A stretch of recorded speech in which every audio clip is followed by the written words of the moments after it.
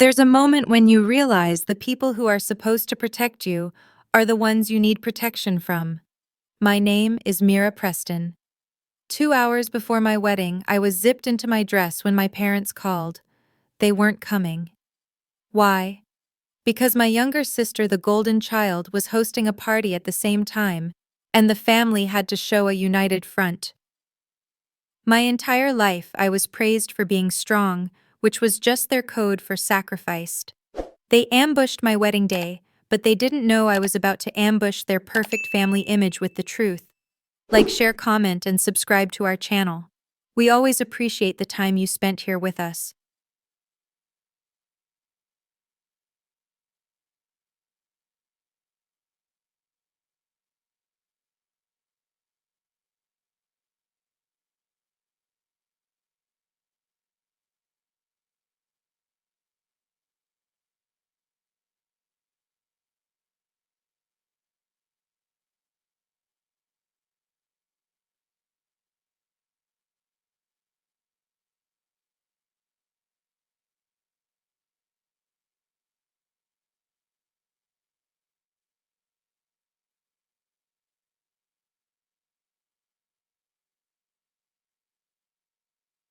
I'm standing in my childhood bedroom, the one with the faded yellow wallpaper, but I'm wearing a wedding dress that cost more than my first car.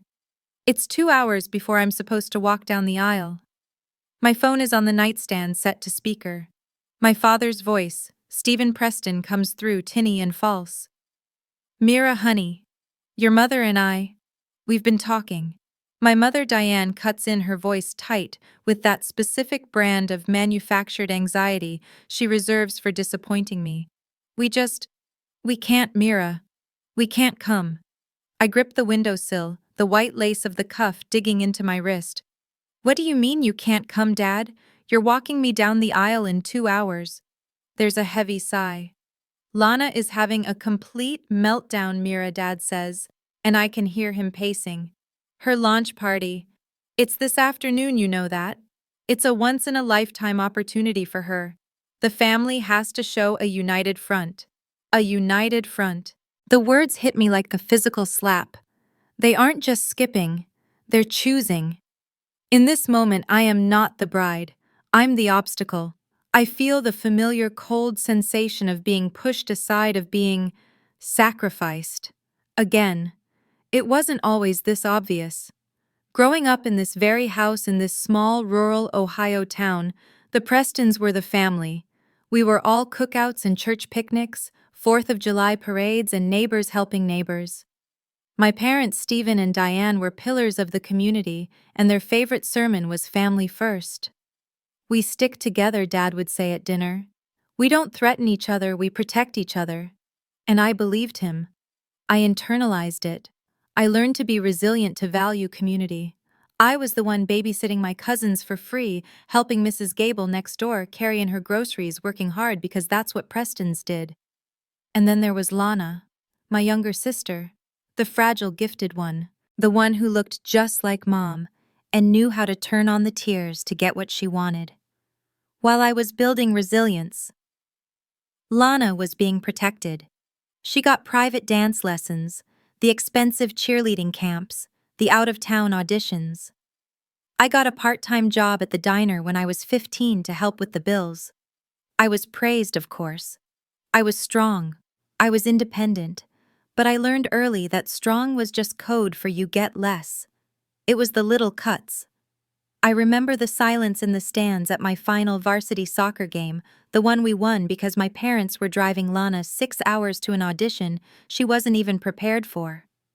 I remember sitting alone at my community college orientation, watching other kids with their proud parents, because Mom and Dad were at Lana's state dance competition. The favoritism was a low-grade fever, always present, always making me feel just a little bit sick.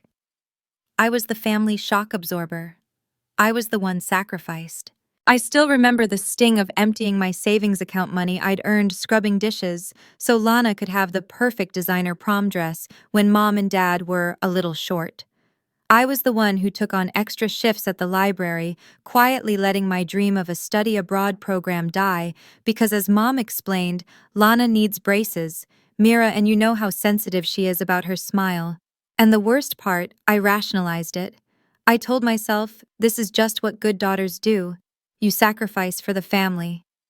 I finally got out. I moved to the city, built a life as a graphic designer. And I met Cole. Cole Ramirez, a high school history teacher who believes in fairness and personal freedom, who thinks family first is meaningless unless you back it up with action.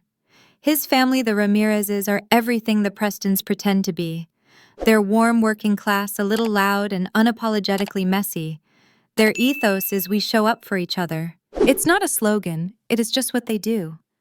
Their support was a shocking contrast to the image-obsessed, perfect Preston family I came from, where every action was weighed against how it would look. The first crack appeared at our engagement dinner back at my parents' house. They congratulated us, but their eyes kept flicking to Lana's phone as she scrolled, talking loudly about a new social media opportunity. When I asked Lana to be a bridesmaid, she'd smiled a dismissive little twitch of her lips and said, "We'll see if I can fit it in my schedule." I watched my parents celebrate Lana hitting 100,000 followers with more genuine excitement than they'd shown for my engagement ring. A few weeks later, I announced the wedding date. We'd booked St. Andrew's, the little stone church where my grandparents were married. It was sentimental. It was mine. A month after that, Lana announced her brand launch party. The date the exact same day. The exact same time. My parents just shrugged. "The world doesn't revolve around your wedding," Mira Mom said, not even looking up from her phone. "We have 2 daughters." It was the first time I felt it, not just neglect, but a threat. My once-in-a-lifetime moment casually and completely undercut. I tried to handle it quietly. I went to them alone and begged really if they could just ask Lana to move her party by one day. Just one. The answer was a hard no. Lana's investors and influencer friends were locked in. The date was immovable. Instead, they proposed a compromise. They would attend my ceremony, just the ceremony, then rush out to make it to Lana's party. I accepted. I was hurt, but I was so desperate to have my family there, I'd take the scraps. I'd take the crumbs of their attention. I was willing to be second place. But scraps weren't enough. Even crumbs were too much to ask. So when my dad's name flashes on my screen 2 hours before the ceremony, as I stand here in my wedding dress staring at the ghosts in my childhood room, I already know. I'm about to be sacrificed again. "Lana is falling apart." My father repeats, his voice thin and impatient. "She's threatening to cancel everything, saying she'll never forgive us if we leave." My mother jumps in, her voice a sharp whine. "You don't understand, Mira. She needs us. You're strong. You'll be fine. Your husband will be there. Lana has no one but us." Strong. That word again. It's not a compliment. It's a dismissal. It's the shovel they use to bury me. It hits me like a slap, sharp and stinging, and the phone slips from my numb fingers, clattering onto the nightstand. The line is still open. I don't hang up. I just sink onto the edge of my childhood bed, the mattress sighing under the weight of the dress, and I finally break. A full-body sob tears out of me, a raw, ugly sound I don't recognize. That's how my maid of honor, Jade Kim, finds me. She bursts in, takes one look at me, a sobbing mess in a veil, and then at the phone, still broadcasting my parents' weak excuses. She doesn't hesitate. She snatches the phone. "Stephen, Diane. This is Jade. What you are doing right now isn't just bad parenting, it's emotional abuse. You've spent 20 years sacrificing this girl for your gifted basket case, and now you're ambushing her wedding day. You are disgusting." My father sputters. "You have no right. We won't be threatened." "Threatened?" Jade's voice is pure ice. "You're the ones threatening her. You're showing her exactly what she's worth to you, which is nothing." There's a click. They hung up. Jade stares at the phone. They accused me of threatening the family." She throws the phone on the bed and kneels in front of me, her own eyes bright with anger. "Mira, look at me.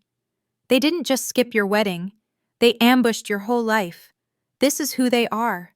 Before I can even process that, the door creaks open. It's Cole, my fiancé. He's in his tux, his tie slightly crooked, breaking a dozen traditions just by being here. The look on his face, a mix of fury and profound sadness, just breaks my heart all over again. Jade called me. He says, his voice rough. They're not coming. He doesn't wait for me to answer. He crouches next to Jade, taking my hands. Mira, my dad, is already at the church. He's so proud. He would be honored to walk you down the aisle. Just say the word. His father, Miguel Ramirez, a man who has been nothing but kind to me. I'm so grateful it hurts, but it's a new pain, a sharp one, that the man waiting for me has to be his father, because my own chose a brand launch over his daughter. Or, Jade says, standing up, her arms crossed, you walk alone. You walk down that aisle by yourself and show every single person in that church that you don't need them. You don't need anyone. I picture it, the long aisle of St. Andrew's, the whispers, the pitying looks from our neighbors. My legs feel weak, and I shake my head, another sob rising. I can't. And then my phone rings again. Not mom or dad. An unknown number from an out-of-town area code. Jade answers it, ready for battle. What? There's a pause. Her face softens. Yes, she's here. Who is this? She holds the phone out to me. Mira, it's an Uncle Victor. Uncle Victor, my grandmother's brother. A quiet blue-collar guy I've met maybe twice, always smelling faintly of motor oil and quiet integrity. Mira. His voice is gravelly unfamiliar. I just heard from your Aunt Marie. What your folks are doing? Your grandma would be furious. I'm in town for a supply run. If you'll have me, I'll be there in under 2 hours to walk you. I'm speechless. It feels weird. A near stranger. But he's blood. He's her blood. It feels like a lifeline thrown from a past I barely know. Jade sees the conflict on my face and takes the phone, tells him the address, and hangs up. She looks at me, her expression hard as steel. Okay, Mira. Decision time. Today's not about who abandoned you. We know who they are. It's about who refused to stand by and watch you get sacrificed again. It's about who shows up. I look at Cole. I look at Jade. I think of this quiet man, this stranger driving to save me. I take a deep breath, the boning of the dress digging into my ribs. Victor, I say. If he makes it, Uncle Victor will walk me. We're going forward. We're getting married. Jade nods, sharp and military. Good. He has 90 minutes. She grabs my veil. So do I, to decide who I'm going to be after today. We pile into the car, me, my bridesmaids, and Jade. It's a blur of white satin and tense silence. As we pull up to St. Andrew's, I see the stained glass windows glowing in the autumn light, the last of the red and gold leaves clinging to the trees. Guests are filing and smiling, holding gift boxes. And I see the pews. The bride's side, my side, has empty spots. The Preston pews reserved for my parents and their closest are bare. They're at Lana's party. They're watching her open a new chapter while I'm here feeling like mine just slammed shut. Then a dusty blue sedan pulls into the parking lot, squealing slightly. The door opens, and he gets out. Uncle Victor. He's in a plain charcoal suit that looks clean but old. He has calloused hands and my grandmother's quiet eyes. He walks right up to me as I'm stepping out of the car. Mira. He nods. You look like Diane used to before she started caring more about what the neighbors thought than what was right. He straightens his tie. There's a reason they kept me away, kid. And if today goes the way I think it will, you're about to find out. The music swells, a familiar, hopeful tune. The heavy oak doors of St. Andrew's swing open. I take Uncle Victor's arm, his suit jacket feeling solid and real under my hand, and I focus. I fix my eyes on Cole standing at the altar, his face a perfect picture of love and relief. I take the first step, and the next. With each one I let go. I let go of the empty pews. I let go of the phone call. I am for the first time simply accepting it. My parents chose a brand launch over their daughter's vows. I am walking toward my future, and they are not in it.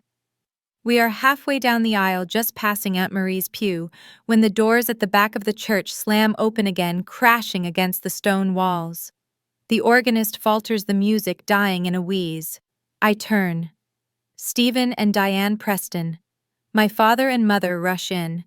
They are disheveled, their hair wild, and my God, they're still wearing the branded polo shirts from Lana's event, Lana's Luminous Life, in pink glitter script across their chests. My father yells, his voice booming in the sacred silence, "Stop! Stop the wedding. That's my daughter. I'll walk her." A collective gasp ripples through the guests. He lunges forward, grabbing my free arm, his fingers digging into the delicate lace. "Mira, what is this? What are you doing? Let go of me," I whisper, horrified. He tries to pull me away from Victor. "We're here now. It's fine." My mother rushes up behind him, her eyes darting around at the shocked faces, at the phones now quietly being raised. "The pictures, Stephen," she hisses, tugging on his arm. "We have to get the picture, Mira, please, we deserve the family picture." I freeze, caught. The old reflex obey, soothe, make it look right, is at war with the new raw self that just survived their betrayal. I am a statue in white torn between two men. But Uncle Victor doesn't move. He plants himself a solid, unshakable presence. He steps just slightly in front of me, breaking my father's grip. "You gave this up, Stephen," Victor says, his voice low but carrying. "You gave this up the moment you threatened to skip her wedding for a party." My father's face contorts with rage. "You," he spits, jabbing a finger at Victor. "You're a drunk mechanic who never did anything with his life. You don't get to give my daughter away." The church is utterly silent. Uncle Victor just looks at him, his eyes filled with a sadness that cuts deeper than anger. "At least I showed up." "Why are you really here?" The voice is mine, but it's sharp, unfamiliar. I'm staring at my mother, at the desperation on her face. "You made your choice. Did Lana finally kick you out?"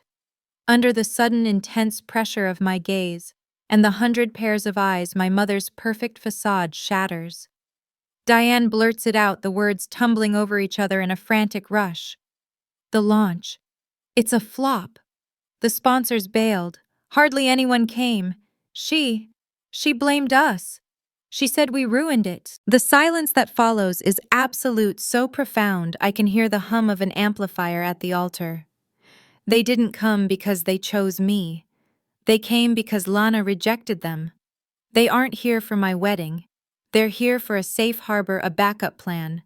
They're here to hide. From the pews, a new voice. "That's enough, Diane." Aunt Marie, my mother's older sister, is standing up, her face flushed with a fury I've never seen. "This isn't the first time, is it?" she calls out, her voice ringing. "Do you all know," she says, addressing the guests, "that when our mother was dying in her hospital bed, Stephen skipped her final days to drive Lana to an out-of-state audition?" My mother gasps. "Marie, don't." "I will. And you?" "Diane, you defended him. You said our future is with Lana. You've been sacrificing everyone, even your own mother, for that girl's spotlight for 20 years. It's true. All of it." The fragmented pieces of my childhood click into place. This wasn't an accident. It's a pattern. A doctrine. I look at my father, his hand still raised, his mouth open. I pull my arm away from him, a single final declarative move. "You didn't show up for me," I say, my voice clear and loud, echoing him. "You ran here because the golden child threw you out. You're not here for your daughter. You're hiding from the mess you made. Family is everything, Mira." Stephen tries, his voice now pleading, desperate to regain control. "We stick together." Then why, I ask, the last of my illusions burning away, was I always the one sacrificed? Cole is suddenly beside me. He's left the altar, and he's standing at my side, his hand finding the small of my back. He doesn't say a word. He just stands with me. Uncle Victor looks at my parents. "Leave," he says. "Now." My father glares, ready for another fight, but the minister steps forward, his expression severe. Mr. and Mrs. Preston, the minister says, his voice steady and quiet with authority. You are disrupting a sacred ceremony. You need to step outside. Two ushers. Cole's cousins move toward them. My parents are escorted out, their faces, a mask of disbelief and public shame. I watch them go, and I see other family members, my family turning away from them in visible disgust.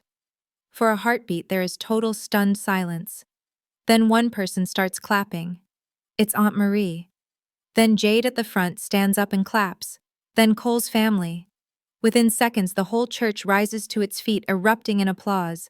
They are applauding me and Victor as we resume the walk. In that thunder of hands, I feel something inside me shift. This isn't just a wedding anymore, it's a verdict. The reception wasn't the sad whispered about affair I'd dreaded. It was a fortress. The doors closed and the room was filled only with warmth and a fierce protective community. Cole's family, the boisterous, loving Ramirez's, enveloped me. His mother holding my face and kissing me, his father patting my arm, his eyes shining. My friends, led by Jade, formed a tight circle. Aunt Marie and Uncle Victor held court at their table, and I saw cousins who had clearly been invited to Lana's event but had chosen to be here. The toasts were not about a perfect union. They were about survival and strength. Jade raised her glass high. To Mira, she said, her voice thick, who proved today that resilience isn't about how much you can take. It's about deciding when to stop taking it. The room cheered. Then Uncle Victor stood awkward in his suit, his calloused hands holding his champagne glass. I pulled away from this family years ago, he said, his voice gravelly. I fought with Stephen and Diane about how they were treating these girls. They told me to back off, that I was undermining parental authority just by giving Mira the time of day. They threatened to cut me off. He looked at me, his eyes full of a regret so deep it hurt to see. And I let them. I shouldn't have. I should have fought harder for you, kid. I'm sorry. I went to him, and we held each other, two generations of Preston cast-offs, finally in the same room. Later that night, as the dancing swirled, my phone buzzed. It was a DM from a cousin who I knew had been pressured to go to Lana's event. I left, the text read. You need to see this. Attached was a video. I slipped into a quiet hallway. The video was shaky, filmed from behind a potted plant. It was Lana's launch. The room was half empty. Then I saw her screaming at my father. Her face was contorted, unrecognizable. You, she shrieked, her voice thin and piercing.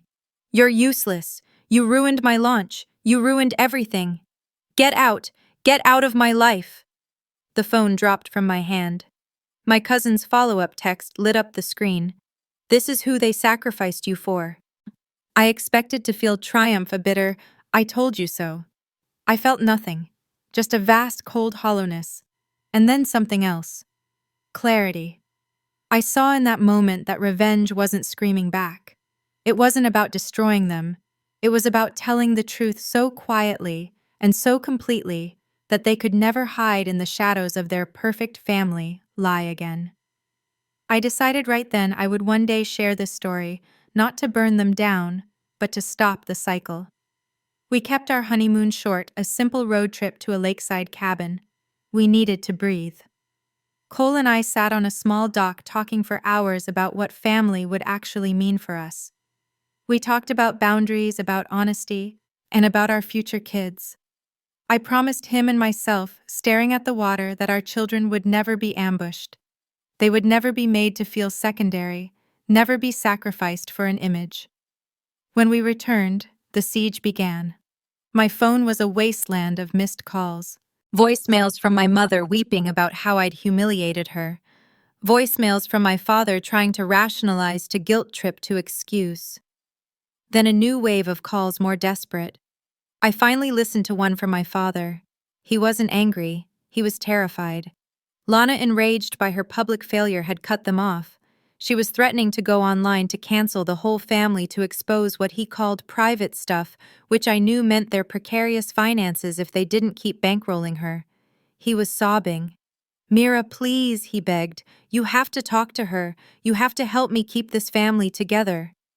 I agreed to meet them. At a neutral coffee shop with Cole sitting beside me, his presence a silent wall. They looked awful, defeated. I didn't yell. I let them talk, and then I calmly, item by item, listed every sacrifice from my college savings for her prom dress to my study abroad program for her braces, ending with the wedding day. My father finally broke. He put his head in his hands, his shoulders shaking. "I know," he whispered. "I know, I clung to her because she was the image I wanted. You always reflected my failures.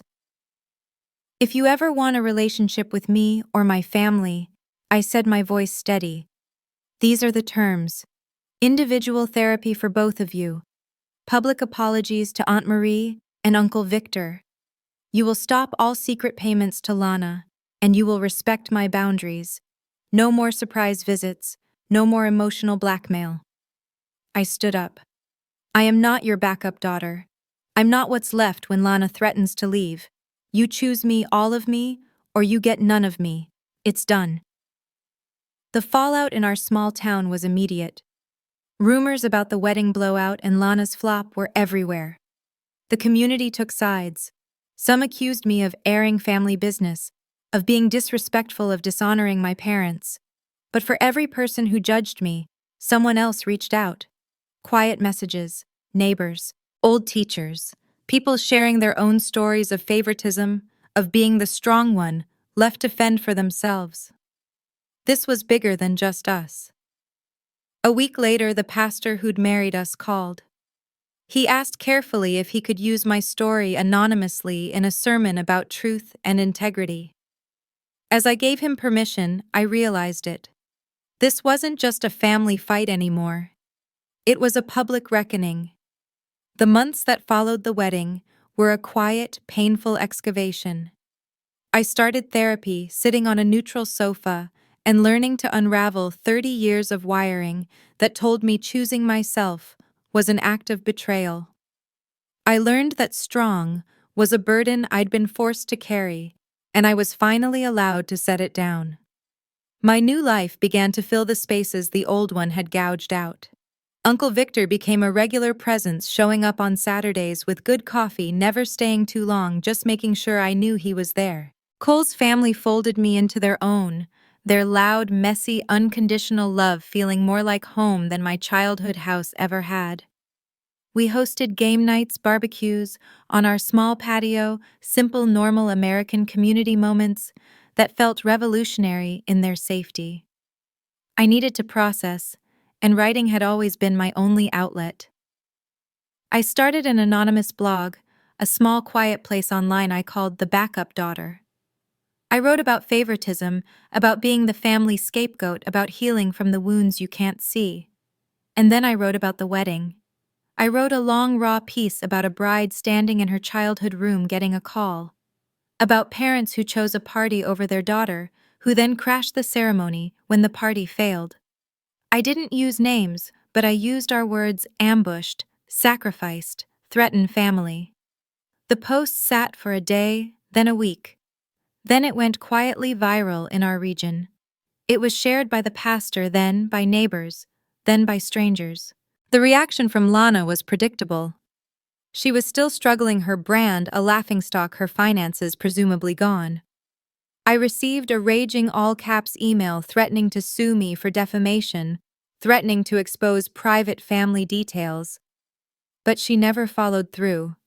To sue, she would have to admit the story was true. I read the email, and then I deleted it. I didn't respond. My silence, I realized, was the new and final boundary. I would no longer feed her drama. I would no longer be her audience. My parents. They began a slow, agonizing transformation. They were in therapy separately. Aunt Marie told me they'd started attending a community support group for grieving parents, which I found ironic until I realized they were grieving the image they'd lost. They started doing small, strange acts of amends. They sent a handwritten letter of apology to Uncle Victor. They made a donation to the hospice that had cared for my grandmother. Months later, a local library invited me to speak on a panel about breaking toxic family patterns. As I spoke, I saw them. My parents sitting in the very last row, looking small. After my father approached me, Cole instantly at my elbow. He looked at me, then at the community members milling around us. "Mira," he said, his voice rough. I sacrificed the wrong daughter for the wrong reasons." He wasn't begging for forgiveness. He wasn't making an excuse. He was just owning it. I felt a sharp, painful but clean kind of closure. This was the revenge I never knew I wanted. Not watching him suffer. Watching him see. That first Thanksgiving, Cole and I hosted at our small home. The table was crowded. Uncle Victor was there, and Jade and Aunt Marie and Cole's entire boisterous family. We'd sent an invitation to my parents, making it clear they were invited as guests, not as the centerpieces. They came. They brought a modest green bean casserole, and for the first time in my life, they mostly listened. They didn't dominate. They were just part of the family, not the top of the pyramid. Before we ate, I stood to give a toast. My hand holding the glass was perfectly steady. "I used to think family was something you were stuck with," I said, looking around the table. "But I've learned that real family is who shows up. It's who doesn't threaten your peace, and who doesn't ask you to be sacrificed so someone else can shine." I raised my glass. "I want to thank all of you for choosing me." I met my mother's eyes, then my father's. "You can be part of this," I said, my voice quiet but firm. "As long as you remember, I'm not a backup anymore." Later that night, alone with Cole on our small porch, I finally understood. My revenge was never about destroying them. It wasn't about watching Lana fail or my parents crumble. It was about exposing the truth of the system so the old rotten hierarchy couldn't quietly keep crushing me. My revenge was choosing myself. It was refusing to be the sacrifice. It was building this new life, this new system grounded in honesty and mutual respect. I looked inside at the warm light of the living room. On the mantel, there's a framed photo from the wedding. It's not of me and Cole kissing. It's the one Jade took me walking down the aisle, my arm linked tight in Uncle Victor's. My face isn't tear-stained, it's set, determined. Cole is waiting at the altar, his eyes shining, and behind me the pews are filled not with everyone, but with the right people. The people who showed up. I was ambushed my whole life. I was threatened and I was sacrificed. But on that day, I ambushed them back with the truth, and then I walked forward without them. My parents may have sacrificed me, but I refuse to live like a sacrifice. I'm Mira Preston, and I choose my own family now.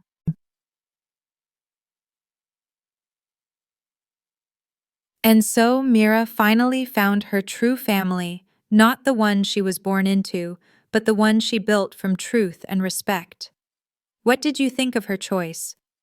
We'd love to read your thoughts in the comments below. We read every single one. Don't forget to subscribe for more stories. Thank you for listening. This has been a story from Revenge Hour. We'll see you next time.